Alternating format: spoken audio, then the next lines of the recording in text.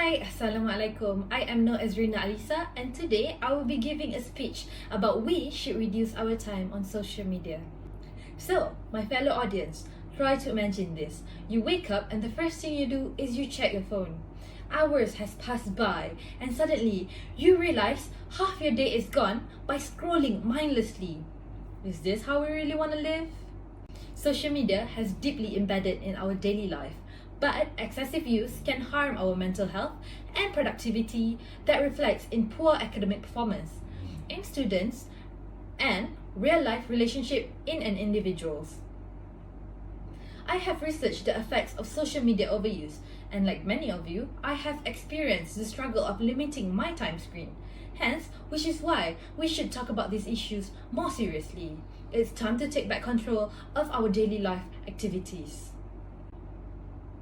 Reducing time on social media can significantly improve our well-being, productivity, and personal connection, which is why today I will discuss why social media addiction is a problem, how it impacts different aspects of our life, and lastly, the practical ways we can implement to reduce our screen time.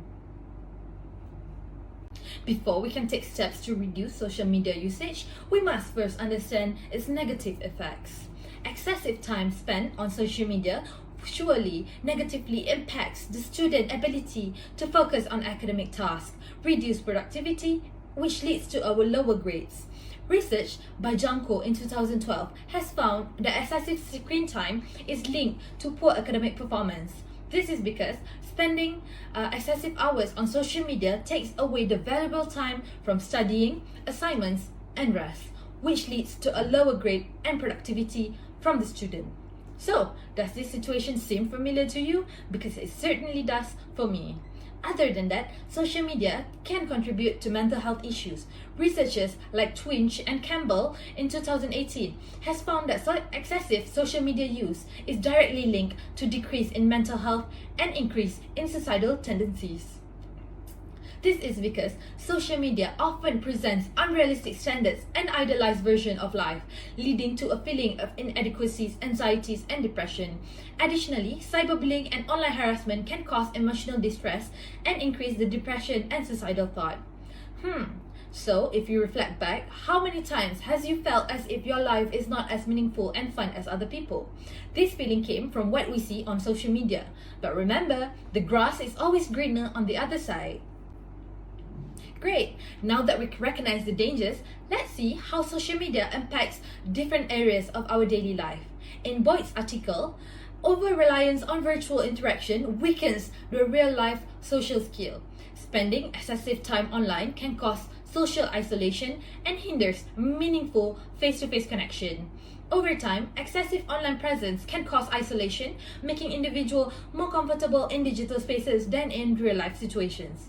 Other than that, excessive screen time, especially at night, exposes users to blue light, which disrupts sleep patterns, leading to fatigue, decreased focus the next day. I'm sure many of us has felt as if it's better to keep it online rather than physically, right? And how many of us has the problem to sleep at night even though our body is so tired? This is the impact of social media overuse. So, now that we understand the consequences, let's explore the practical ways and solutions to reduce screen time and regain controls over our daily habits.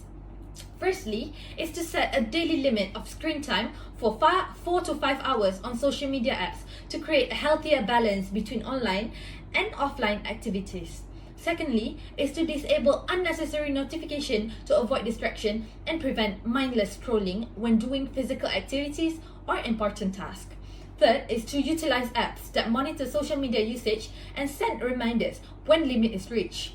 And lastly is to replace online time with real-life activities like engaging in hobbies, exercise, or spending quality time with friends and family instead of mindless scrolling through social media.